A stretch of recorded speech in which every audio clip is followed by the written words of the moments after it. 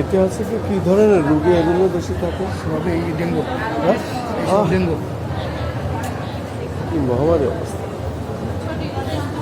কিন্তু দর্শক, আসলে ডেঙ্গু রোগী, ডেঙ্গু যেভাবে বৃদ্ধি হয়েছে তাতে মানুষের আসলে সারা বাংলাদেশে ডেঙ্গুর উপরে বিরাট প্রকোপ যাচ্ছে এবং ডেঙ্গুর উপরে মানুষের বেশ সমস্যা। মূলত রাজধানী ঢাকা প্রত্যেকটি হাসপাতালে একই অবস্থা আমরা দেখতে পাচ্ছি। এই মহামারী ডেঙ্গু রূপ ধারণ করেছে।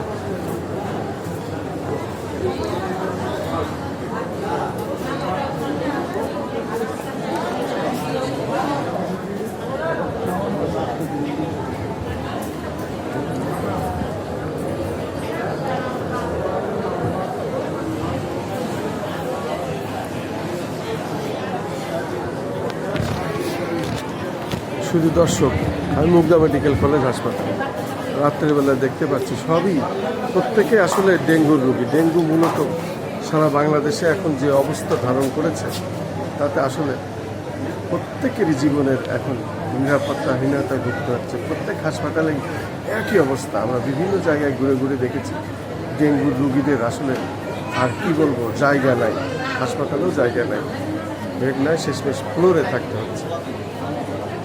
আমি খন্দকার মাসুদুজ্জামান, ধারাবাহিকভাবে আমাদের চ্যানেলগুলির পক্ষ থেকে আমরা দেখিয়ে থাকছি।